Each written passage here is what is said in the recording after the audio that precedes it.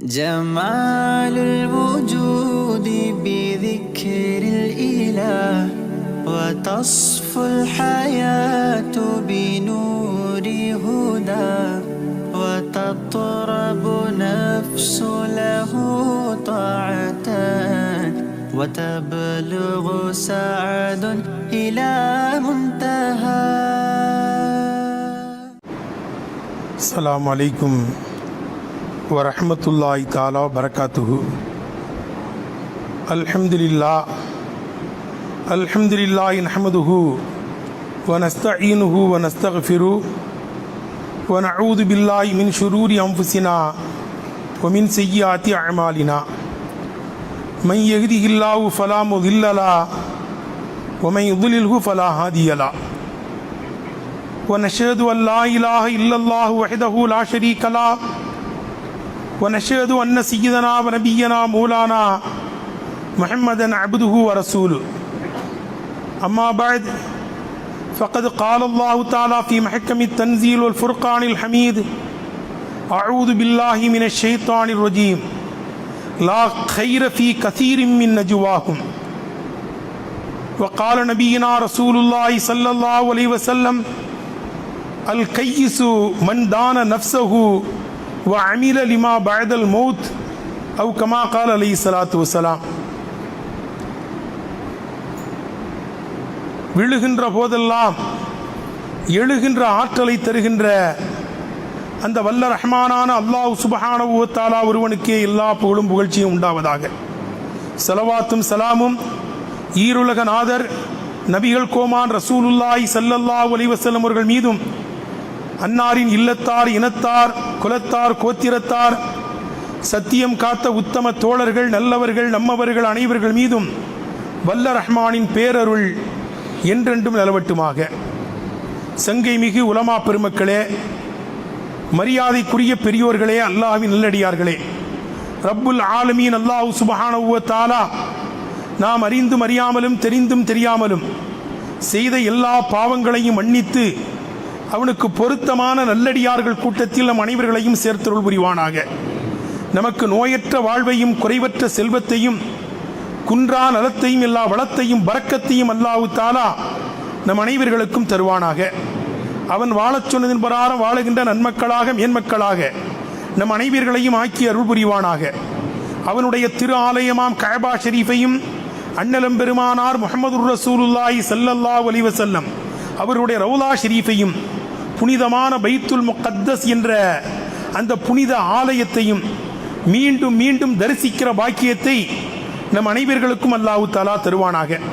நபிகள் நாயகம் ரசூலுல்லாஹி ஸல்லல்லாஹு அலைஹி வஸல்லம் அவர்களை கனவிலும் நினைவிலும் கண்டுகளித்து உரையாடி ஆனந்த பரவசம் அடைகிற பாக்கியத்தையும் அல்லாஹ் தஆலா நம் அனைவர்களுக்கும் தருவானாக.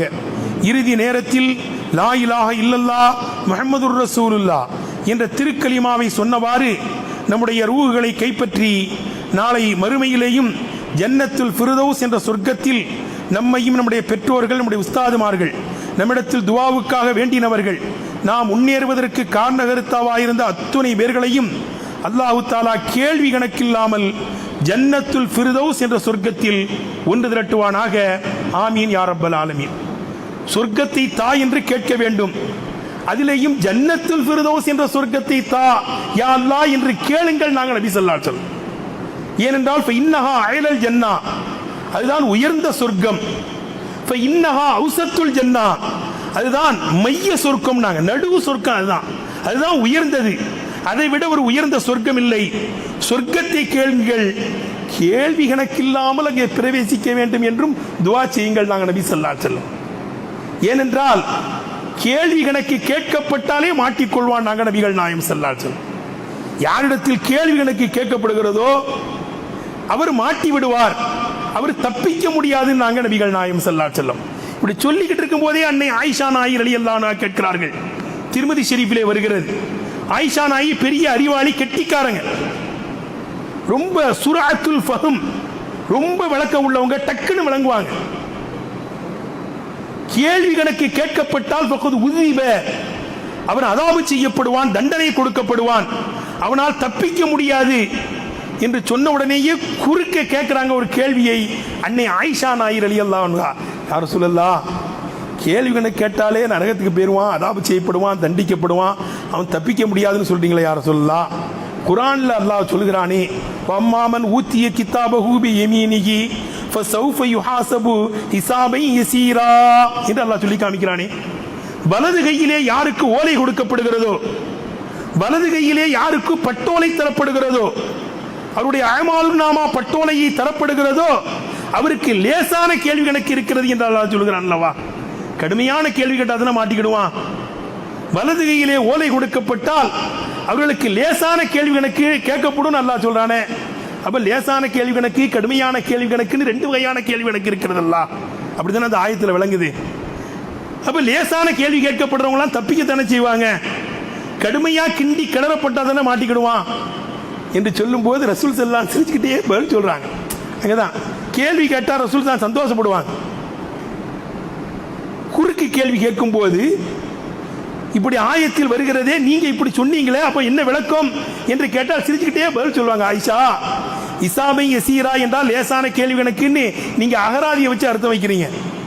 அகராதியில ஹிசாபை யசீரா, ஹிசாப்னா கணக்கு, யசீர்னா லேசுன்னு தான் இருக்கும். அகராதியை வச்சு அர்த்தம் வைக்க கூடாது. குர்ஆனுக்கு அர்த்தம் நான் தான் சொல்லுவேங்கிறாங்க. யத்லு அலைஹிம் ஆயாத்தி வ யுஸக்கீஹிம் வ யுஅல்லிமுஹுமுல் கிதாப வல் ஹிக்மா என்று அல்லாஹ் சொல்லி காமிக்கிறான் என்னை பற்றி. நபி எப்படிப்பட்டவங்க தெரியுமா? யுஅல்லிமுல் கிதாப, வேதத்தை ஓதி காமிப்பார். யத்லு அலைஹிம் ஆயாத்தி, அல்லாஹ்வுடைய வேத வசனங்களை மக்களுக்கு ஓதி காமிப்பார். வ யுஸக்கீஹிம், அவர்களை வேதத்தை ஓதி காமித்து அவர்களை சுத்தப்படுத்துவார். வ யுஅல்லிமுஹுமுல் கிதாப, வேதத்தை அவர்தான் கற்றுத் தருவார். எனக்கு என்ன வேலை இருக்குது? ஓதி காமிக்கிற வேலை இருக்கிறது. தஸ்கியத்துன் நஃப்ஸ், சுத்தப்படுத்துகின்ற வேலையும் இருக்கிறது. இல்மை கற்றுத் தருகிற பொறுப்பும் எனக்கு தான் இருக்கிறது. அதிலே ஞானம் இருக்கிறது, ஹிக்மத்து. அந்த ஹிக்மத்து என்ற இர்ஃபானியத்தான கல்வியையும் நான் தான் கற்றுத் தருவேன். ஆயத்துக்கு என்ன விளக்கம் என்று என்னிடத்தில் தான் கேட்க வேண்டும், என்னுடைய வேலை அது. இசாபை யசீரானா என்ன அர்த்தம் தெரியுமா உனக்கு? அரது என்ற அர்த்தம். ரசூல் ஸல்லல்லாஹு வைக்கிறாங்க அந்த இடத்துல அர்த்தம். புகாரி ஷரீஃபில் இந்த ஹதீஸ் வருகிறது, திருமதி ஷரீஃபிலையும் வருகிறது. இசாபை யசீரா என்றால் அரது. நாளை மறுமையிலே ஒருவரை அழைப்பான், அழைத்து அவர் செய்த பாவங்களை, தவறுகளை அவரிடத்திலேயே சொல்லி காமிப்பான். இந்த உலகத்தில் இத்தனை ஆண்டுகளில் வாழ்ந்திருக்கிறாய், இன்னென்ன தவறுகள் செய்திருக்கிறாய், இதோ பார் என்னுடைய பட்டோலையை விரித்தவன்ட்ட காமிக்கப்படும். இது நீ தானே செய்தா இந்த பாவங்களை எல்லாம்? மாட்டிக்கிட்டோம் இன்னைக்கு, அவ்வளவுதான், நரகத்துக்கு போக வேண்டியதான். அப்படி பேதலிச்சு போய் நிற்பான். அவன் ஒத்துக்கொள்வான், யா அல்லாஹ், இந்த பாவங்கள் தான் நான் தான் செய்தேன் யா அல்லாஹ் என்று சொல்லுவான். யா, நீ செய்த தவறுகள் தானே? ஆமா, நான் செய்த பாவம் தான். மலக்குகளே, இவன் செய்த பாவத்தை அவனே ஒத்துக்கொள்கிறான், ஆகவே அவனை மன்னித்து விட்டேங்கிறது மட்டுமல்ல, இந்த பாவங்களை எல்லாம் நன்மையாக மாற்றி விட்டேன் என்று அல்லாஹ் சொல்லுவான். இதுதான் அரல். இசாபை யசீரானா அதுதான். உடனே அவன் சொல்லுவானா, யா அல்லாஹ், என்ன மன்னிச்சு இந்த பாவங்களை எல்லாம் நீ நன்மையாக மாற்றிட்டப்பா. எல்லாம் நிறைய பாவங்கள் செய்தேன், அதெல்லாம் இல்லை இல்லையே அல்லாஹ், அதையும் சேர்த்து போட்டால் இன்னும் நிறைய நன்மை கூடுமேங்குவானா. உடனே லஹிக்க அல்லாவே சிரிச்சிருவானா, ஏன்பா நான் நன்மையா மாத்திட்டேன்னு. உடனே நிறைய பாவம் இருக்குன்னு இப்போ தான் சொல்றேன், உன் பாவம் எல்லாம் மன்னிச்சிட்டேன், போப்பா சொர்க்கத்துக்கு போன்றுவான். இதுதான் அரல். இசாபை யசீரா என்றால் அவன் செய்த பாவத்தை அவனிடத்தில் எடுத்து காமித்து அவனை ஒத்துக்கொள்ள வைத்து அவனை மன்னிச்சு போன்னு சொல்றது. இது இசாபை யசீரா என்று ஆயிஷா நாயர் ரலியல்லாஹு அன்ஹா அவர்களுக்கு கண்மணி நபிகள் நாயகம் ஸல்லல்லாஹு அலைஹி வஸல்லம் தந்த விளக்கம். ஆகவே ஜன்னத்துல் ஃபிர்தௌஸை கேளுங்கள், கேள்வி கணக்கில்லாமல் அங்கே பிரவேசிக்க வேண்டும் என்றும் கேளுங்கள் என்று கண்மணி நபி ஸல்லல்லாஹு அலைஹி சொன்னார்கள். ஆகவே நம்ம எப்பொழுது அல்லாஹ் ஜன்னத்துல் ஃபிர்தௌஸ் என்ற சொர்க்கத்தை எங்களுக்கு தாய் அல்லாஹ் எங்களை மன்னித்து விடு ரப்பே என்று நாம் அல்லாஹ் இடத்தில் துஆ செய்ய வேண்டும். சங்கைக்குரிய பெரியவர்களே, காலம் பொன்னானது, வேக வேகமாக காலம் சென்று கொண்டிருக்கிறது. நமக்கு முன்னால் வாழ்ந்த மக்களுக்கும் இதே போன்று 24 மணி நேரம் தான் இருந்தது. ஆனால் பெண்ணும் பெரும் சாதனைகளை சாதித்து சாதனையாளர்களாக, சரித்திர புருஷர்களாக அவர்கள் எல்லாம் சென்று விட்டார்கள். குறைந்த காலம்தான் வாழ்ந்தார்கள், ஆனால் பெண்ணும் பெரும் வேலைகளை அவர்கள் செய்துவிட்டு போய்விட்டார்கள். அவருடைய காலத்தில் பரக்கத்து இருந்தது, அவருடைய நேரத்தில் பரக்கத்து இருந்தது. ஆகவே குறுகிய காலம் வாழ்ந்தாலும் பெரிய சாதனை படைத்து இந்த உலகத்தை விட்டவர்கள் சென்றிருக்கிறார்கள். வரலாற்றிலே அவர்களுக்கு தனி இடம் இருக்கிறது. உலகம் எண்ணி பார்க்கிறது.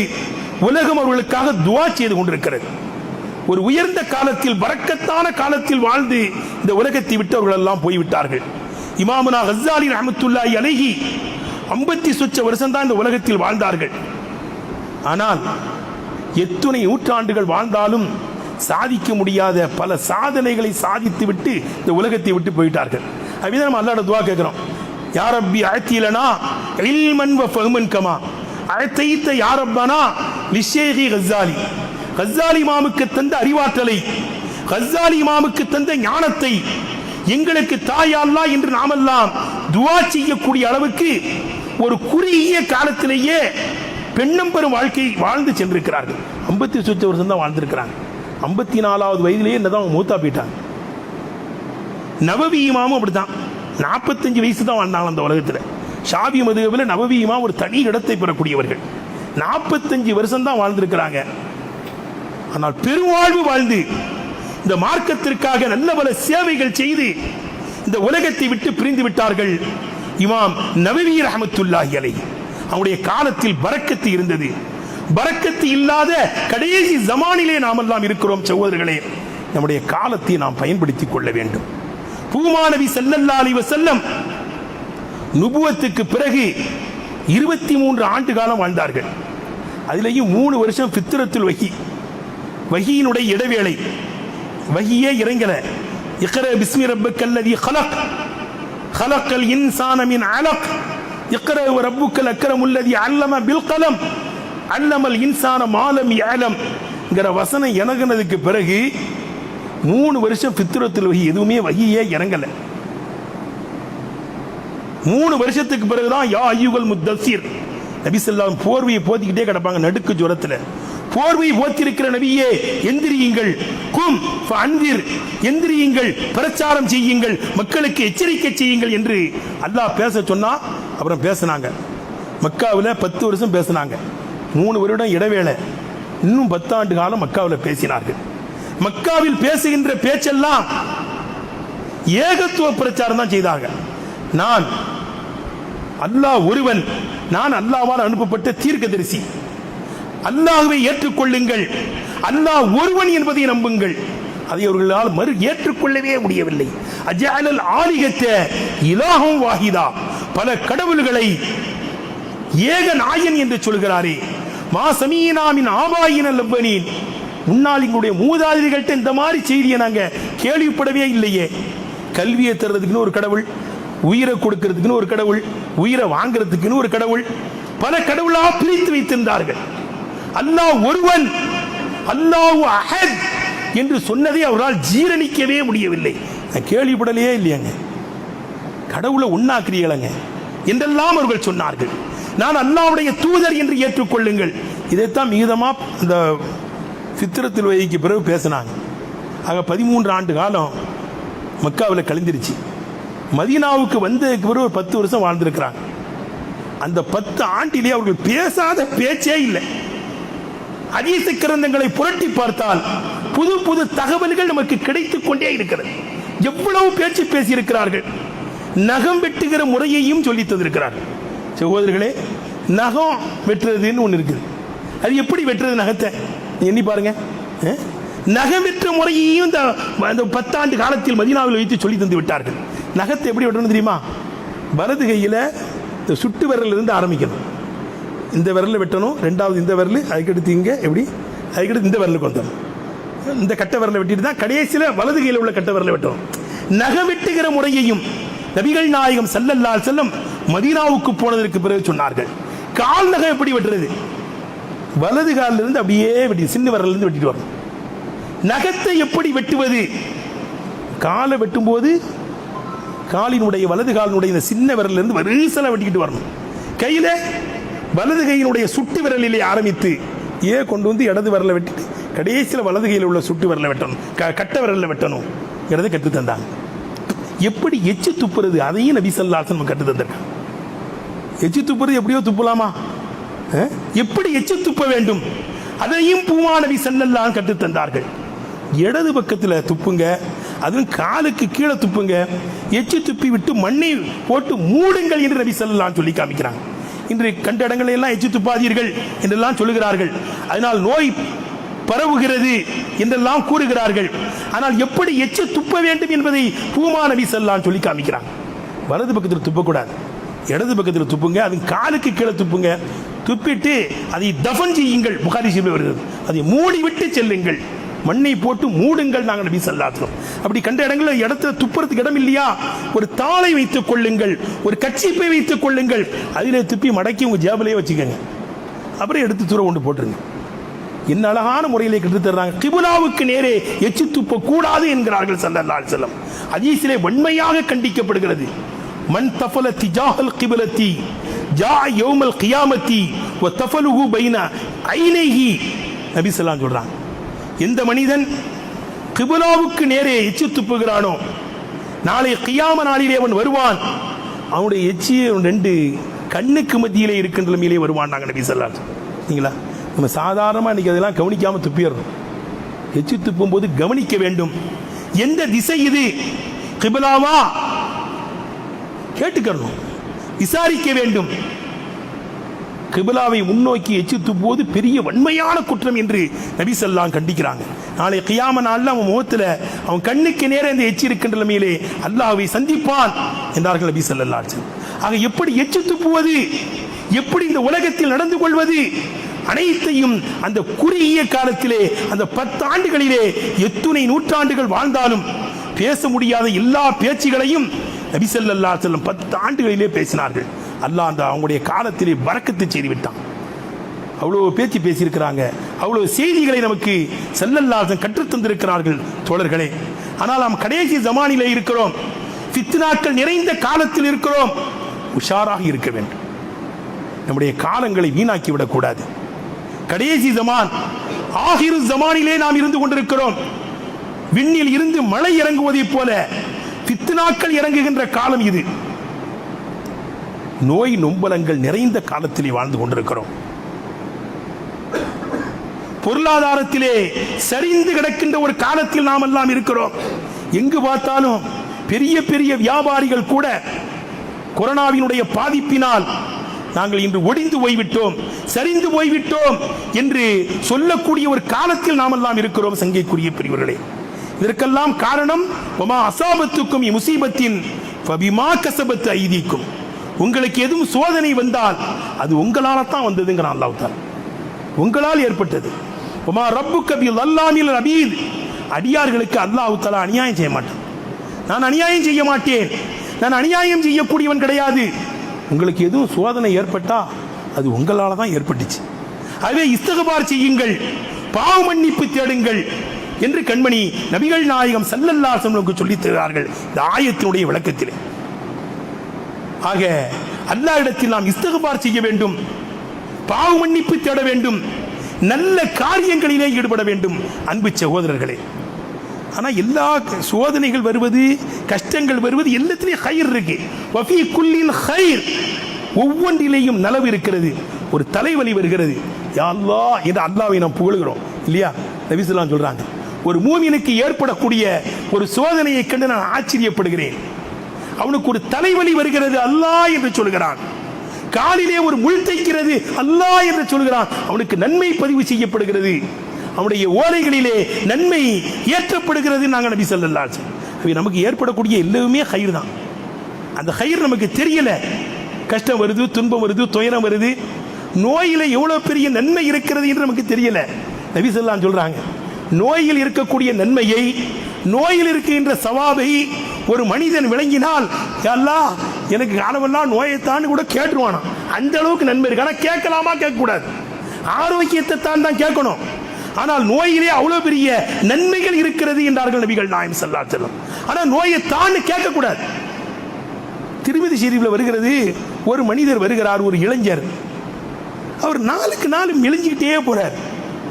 கேட்டாங்க, ஏன்பா நாளுக்கு நாள் நீ மெலிஞ்சுக்கிட்டே போறிய, என்னப்பா அப்படியே இருக்கணும், அல்லது கொஞ்சம் உடம்புல கொஞ்சம் வயதுக்கு தகுந்த மாதிரி சதை வைக்கணும் இல்லையா? மெலியக்கூடாது. மெலிஞ்சாலே ஏதோ வியாதி இருக்குன்னு அர்த்தம். நீ நாளுக்கு நாள் மெலிஞ்சுக்கிட்டே இருக்கிய, என்ன விஷயம்னு கேட்டாங்க. நீ என்னப்பா செய்கிறாய்? யார் சொல்லலாம், நான் அல்லாட்ட ஒரு துவா கட்டுக்கிட்டு இருக்கேன். என்ன துவாக்குறேன்? எல்லாம் நான் ஆயிரும் பாவம் செஞ்சோம்னா தப்பு செஞ்சோம்னா ஆகிரத்தில் பிடிச்சிடாது, இந்த உலகத்திலே தண்டனை தந்துருன்னு நான் கேட்டுக்கிட்டு இருக்கேன். உலகத்தில் தந்தா உங்களால் தாங்க முடியுமா? உலகத்தில் தந்தாலும் தாங்க முடியாது, ஆகிரத்தில் தந்தாலும் தாங்க முடியாதுப்பா. என்னை மன்னிச்சிரு, எனக்கு ஆரோக்கியத்தை தானு கேளுப்பான்னு நபி ஸல்லல்லாஹு அலைஹி வஸல்லம் சொல்லி கொடுத்தாங்க.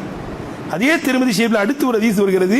சையதுனா அலி ரலியல்லாஹு தஆலா அன்ஹு ஒரு தடவை வயிற்று வலி தாங்க முடியாம படுத்துக்கிட்டு, குப்புற படுத்துக்கிட்டு வலி தாங்க முடியாம, யா அல்லாஹ் வயிற்று வலி என்னால் தாங்க முடியவில்லை ரப்பே, இந்த நோயை குணமாக்கு, அல்லது இந்த வியாதியை தாங்குகிற சக்தியை தான்னு கேட்டாங்க. துவா செஞ்சாங்க.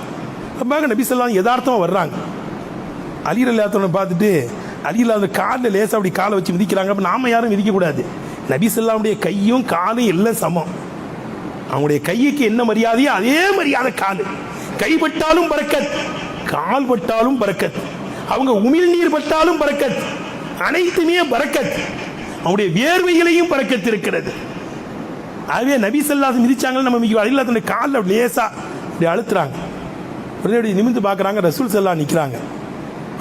ஆதிகள் கலிமா, அலி என்ன துவா கேட்டீங்க சொல்லுங்க. இல்லையா ரசூலுல்லாஹ், வேதனையா இருக்கு, வயிற்று வலி தாங்க முடியல, எனக்கு ஷிஃபாவத்தா அல்லது தாங்கிக்கிற சக்தியை தான் கேட்கிறேன். அப்படிலாம் கேட்கக்கூடாது, ஆரோக்கியத்தை தான் கேட்கணும். ஷிஃபாவை தாங்கிக் கொள்ளுகிற சக்தியை தான் கேட்கக்கூடாது அலி என்று நபிகள் நாயகம் ரசூலுல்லாஹ் அவர் கற்றுக் கொடுக்குறாங்க. ஆரோக்கியத்தை தான் கேளு. ஈமானுக்கு அடுத்து ஒரு மனிதனுக்கு அல்லாஹ் தரக்கூடிய பெரிய பாக்கியம் ஆரோக்கியமான வாழ்க்கையை நாங்கள் நபி ஸல்லல்லாஹு அலைஹி வஸல்லம் ஆரோக்கியத்தை கேட்கணும். அவேதான் காபத்துல்லாவில் வலம் வரும்போது, தவாபு செய்யும் போது ஒவ்வொரு சுத்திலையும் ஒவ்வொரு வகையான துவாவை ஓதுறோம் இல்லையா? ஒவ்வொரு சுத்துக்கும் ஒரு துவா. ஆனால் ருக்குனை யமானியிலிருந்து ஹஜ்ஜர் அஸ்வத் வரை, ருக்குனை யமானியிலிருந்து ஹஜ்ஜருல் அஸ்வத் வரை உள்ள இடம் புனிதமான இடம். அந்த நேரம் அந்த இடத்திலே கேட்கிற துவாவை அல்லாஹ் கபூல் செய்வான். அங்க எப்படி துவா செய்ய வேண்டும் என்று நபி ஸல்லல்லாஹு அலைஹி வஸல்லம் சொன்னாங்க தெரியுமா? அல்லாஹும்ம இன்னி அஸ்அலுக்கல் அஃப்வ வல் ஆஃபியத في الدين والدنيا والآخرة إنك على كل شيء قدير ربنا آتنا في الدنيا حسنة وفي الآخرة حسنة وقنا عذاب النار وأدخلنا الجنة مع الأبرار يا عزيز يا غفار يا رب العالمين. துவா செய்ய சொன்னாங்க. என்ன அற்புதமான துவா! யா அல்லாஹ், உன்னிடத்தில் மன்னிப்பை கேட்கிறேன், ஆரோக்கியத்தை கேட்கிறேன். 7 சுத்திலையும் அந்த துவாவை செய்யணும். அந்த ருக்குனை யமானியிலிருந்து ஹஜ்ஜருல் அஸ்வத் வரை உன்னிடத்தில் மன்னிப்பை கேட்கிறேன், ஆஃபியத்தை கேட்கிறேன், இந்த உலகத்திலேயும் மன்னிப்பை கேட்கிறேன், மறு உலகத்திலேயும் என்னை மன்னிக்க வேண்டும், உலகத்திலேயும் ஆரோக்கியத்தை தர வேண்டும், மறு உலகத்திலேயும் ஆரோக்கியத்தை தர வேண்டும். மறு உலகத்தில் யாரும் நோய்வாய்ப்படவே மாட்டாங்க. லா யஸ்கூன், சொர்க்கவாசிகள் நோய்வாய்ப்படவே மாட்டார்கள்ங்கிறாங்க நபி ஸல்லல்லாஹு அலைஹி வஸல்லம். ஆனாலும் கேட்க சொல்றாங்க, உலகத்திலேயும் ஆரோக்கியத்தை தா, மறு உலகத்திலேயும் ஆரோக்கியத்தை தா. உலகத்திலேயும் என்னை மன்னிச்சிரு, மறு உலகத்திலேயும் என்னை மன்னிச்சிரு யா அல்லாஹ். இந்த உலகத்திலேயும் நன்மையைத்தா, மறு உலகத்திலேயும் நன்மையைத்தா. வஅத்கில்னல் ஜன்னத மஅல் அப்ரார், நல்லோர்களோடு என்னை சொர்க்கத்தில் பூத்தி விடு என்று துவா கேட்க சொல்லியிருக்காங்க. அப்ப அந்த ருக்குனை யமானியிலே இருந்து ஹஜ்ஜருல் அஸ்வத் வரைய மன்னிப்பையும் ஆரோக்கியத்தையும் கேட்க சொல்லியிருக்கிறார்கள். ஆரோக்கியத்தை கேட்டுக்கொண்டே இருக்க வேண்டும். ஆனாலும் அல்லாஹ்வுடைய கலா கதிரின் பிரகாரம் எது நோய்கள் வந்தால் அதில் கொஞ்சம் சபூர் செய்யணும். அல்லாஹ் என்ன மன்னிச்சிரு யா அல்லாஹ் என்று நாம் சொல்ல வேண்டும். ஒவ்வொன்றிலையும் அல்லாஹ் கைர் வைத்திருக்கிறான், அது நமக்கு தெரியாது. பாருங்கள் சகோதரர்களே, புகாரி ஷரீஃபிலே ஒரு அழகான ஒரு அற்புதமான ஹதீஸ் ஒன்று வருகிறது. அன்னை ஆயிஷா நாயகி ரலியல்லாஹு அன்ஹா தான் அதை அறிவிக்கிறாங்க. என்னிடத்தில் ஒரு பெண்மணி வருவாங்க, நீக்ரோய் இனத்தை சார்ந்த பெண்மணி. வரும்போதெல்லாம் ஒரு பைத்து படிச்சுக்கிட்டே வருவாங்க. யௌமுல் உஷாஹி மின் தஆஜீபி ரப்பினா அலா இன்னஹா மின் பல்த தில்குஃபுரி அன்ஜானி. வரும்போதெல்லாம் இந்த பைத்தை படிச்சுக்கிட்டே வந்து என்கிட்ட உட்காரும், மார்க்க சட்டங்களை கேட்கும், ஆயத்துகளுக்கு விளக்கங்களை கேட்கும், ஹதீஸ்களில் உள்ள விளக்கத்தை கேட்கும். ரசூல் ஸல்லல்லாஹு இருந்தாங்கன்னா ரசூல் ஸல்லல்லாஹு பேசி ஏதாவது தெரிஞ்சுக்கிட்டு போகும். இது பழக்கம். வரும்போதெல்லாம் இந்த பைத்தை படிக்கும். அப்போ நான் ஒரு நாள் கேட்டேன், ஏமா நீ வரும்போதெல்லாம் யௌமுல் உஷாஹி மின் தஆஜீபி ரப்பினா அலா இன்னஹா மின் பல்தத்தில் குஃப்ரி அன்ஜானிங்கிறியா அப்படின்னு அந்த பைத்துக்கு என்ன கருத்துன்னு எனக்கு தெரியல, கருத்தை சொல்லு. உடனே அந்த அம்மா சொல்லிச்சான், நீக்ரோ இனத்தை சேர்ந்த பெண்மணி சவுதா, ஒரு கருத்த பெண்மணி. பொம்பளை சொல்லுது, நான் ஒரு வீட்டில் அடிமையாக இருந்தேன். என்னுடைய எஜமானர்கள் என்னுடைய நடவடிக்கையை பார்த்து என்னை விடுதலை செஞ்சிட்டாங்க. என் முதலாளி என்னை விடுதலை செஞ்சிட்டார். ஏமா நீ அடிமை, உன்னை விடுதலை ஆக்கிட்டேன், நீ சுதந்திரமாக வெளியில் போய்க்கலாம். நான் வெளியில் போய் என்ன செய்ய போகிறேன்? என்னை விடுதலை ஆக்கிட்டீங்க, அந்த நன்றிக்கு உங்கள் வீட்டில் இருந்தே நான் ஹித்மத் செய்கிறேன், வேலைகள் செய்கிறேன், பணிவிடைகள் செய்கிறேன் என்றே நான் வீட்டிலையே தங்கிட்டு அந்த வீட்டில் இருந்து அந்த வீட்டில் உள்ள பிள்ளைகளை கவனிப்பது, அவங்களுக்கு என்னென்ன வேலை இருக்கிறதோ அத்தனை பணிவிடைகளையும் நான் செய்து கொண்டிருப்பேன். அந்த பிள்ளைகளையெல்லாம் நான் தான் தூக்கி வச்சுக்கிடுவேன். குழந்தைகளை தூக்கி வச்சுக்கிறது பெரிய ஒரு உதவி இல்லையா? வீட்டில் குழந்தைகள் உள்ளவங்களுக்கெல்லாம் தெரியும். கை குழந்தைகளை வைக்கிறதுக்கு ஒரு ஆள் வேணும் இல்லையா? ஒரு பணிப்பெண், விடுதலை செய்யப்பட்ட பெண், நன்றி கடனுக்காக குழந்தைகளை தூக்கிட்டு பிள்ளைகளை வளர்த்து கொண்டு இருந்தது. அந்த பிள்ளையினுடைய கழுத்தில் கிடந்த மாலை ஒரு நாள் காணாம போயிடுச்சு. அதாவது அந்த காலத்தில் தோலில் கற்கள்லாம், விலை உயர்ந்த கற்கள் பதிக்கப்பட்ட ஒரு மாலை அந்த குழந்தையினுடைய கழுத்தில் இருந்துச்சு. அந்த மாலை காணா போய்விட்டது. உடனே ஏன் மேலே சந்தேகப்பட்டாங்க. பொதுவாக அப்படி தானே, வீட்டில் எதுவும் பொருள் காணா போயிடுச்சுன்னா வீட்டில் இருக்கிற வேலைக்காரங்க மேலே தான் சந்தேகப்படுவாங்க. நீ தானே அந்த மாலையை எடுத்துக்கிட்டாய் அப்படின்னு சொன்னாங்க. ஏன் நான் எடுத்துகிட்டு எங்கே போகிறேன்? எனக்கு பிள்ளை குட்டியெல்லாம் கிடையாது, எனக்கு யாரும் கிடையாது. என்ன நீங்கள் விடுதலை செஞ்சதுக்கு பிறகு கூட நான் வெளியில் போகலை. நன்றிக்காக, நன்றி கடனுக்காக உங்கள் வீட்டில் இருந்தே நான் வேலை பார்த்து கொண்டிருக்கிறேன், பணிவிடை செய்து கொண்டிருக்கிறேன். மாலை எடுத்துகிட்டு போய் நான் என்ன செய்ய போகிறேன்? நான் எடுக்கலை. இல்லை இல்லை, நீ தான் எடுத்துருக்கிற, மரியாதையாக அந்த மாலையை தந்துரு. நீ என்னை டெஸ்ட் பண்ணாங்க, பரிசித்து பார்த்தாங்க, என் உடம்பையெல்லாம் சோதித்து பார்த்தார்கள். சோதித்து கொண்டிருக்கிற அந்த வேலையில் வெளியில் வச்சு என்னை சோதிக்கிறாங்க. அந்த நேரத்தில் ஒரு பருந்து அப்படியே பறந்து வந்தது. அந்த அம்மா சொல்கிறாங்க, புகாரியில் இது வருகிறது. அந்த பருந்து அப்படியே பறந்து வந்துச்சு. ஒரு பருந்து அது எங்கள் தலைக்கு மேலே வந்து நின்றுச்சு. அந்த பருந்தினுடைய வாயிலே அந்த மாலை இருக்கிறது. எல்லோரும் அந்த பருந்தையே பார்த்தார்கள். அந்த மாலையை அந்த கீழே போட்டுருச்சு அந்த பருந்து. இதுக்கு தானே என்ன சந்தேகப்பட்டீங்க? அப்போ உங்கள் பிள்ளையினுடைய கழுத்தில் கிடந்த மாலை கீழே விழுந்திருக்கு விளையாடும் போது. அது இறைச்சி துண்டுன்னா தூக்கிட்டு போயிடுச்சு. அது தோலில் செய்யப்பட்டது தானே, அது இறைச்சி துண்டுன்னு பறவை தூக்கிட்டு போயிருக்கு. அதுவே கொண்டு வந்து போட்டுருச்சு. அது உங்களுக்கு மத்தியில் போட்டுச்சு. நான் தூய்மையானவள் என்று என்னை காமித்து விட்டது. என்னை நீங்கள் சந்தேகப்பட்டு விட்டீர்கள், இனி உங்கள் வீட்டில் இருக்க மாட்டேன்னு நான் அங்கேருந்து புறப்பட்டு வந்தேன். நபி ஸல்லல்லாஹு அலைஹி வஸல்லம் சந்தித்தேன். சத்திய இஸ்லாத்தில் என்னை ஐக்கியமாக்கி கொண்டேன். அவையே தான் நான் படிக்கிறேன். அந்த மாலையினுடைய தினம் என்னுடைய ரப்பின் அற்புதங்களிலே கட்டுப்பட்டது. யோமுல் உஷாஹி, அந்த மாலையினுடைய தினம், அந்த முத்து மாலையினுடைய தினம் என்னுடைய ரப்பின் ஆச்சரியத்தில் கட்டுப்பட்டது. அலா இன்னஹாமின் பல்தத்தில் குஃப்ரி அஞ்சானி, அதுதான் என்னை குஃப்ரில் இருந்து ஈரேற்றம் அடைய செய்தது. அன்னைக்கு மட்டும் நீங்கள் என்னை சந்தேகப்படலாம், நான் குஃப்ரா இருந்தே மூத்தா போயிருப்பேன். ஆனால் என்னை நீங்கள் சந்தேகப்பட்டதுலேயும் ஒரு ஹைர், எனக்கு இஸ்லாத்தை தழுவுகிற பாக்கியத்தை தந்து விட்டான். இல்லையெனில் நான் நரகத்துக்கு போயிருப்பேன். அவே அதை எண்ணி நான் புலகாங்கிதம் அடைகிறேன், சந்தோஷம் படுகிறேன்.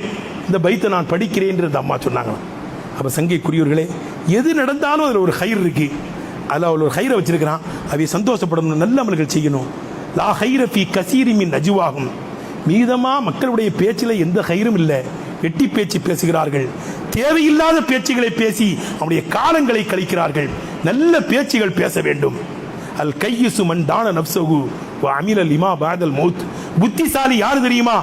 தன்னையே கேள்வி கணக்கு கேட்டு மௌத்துக்கு பின்னால் உண்டான வாழ்க்கைக்காக நல்லமல் செய்கிறவன் தான் அறிவாளி, புத்திசாலி என்றார்கள்.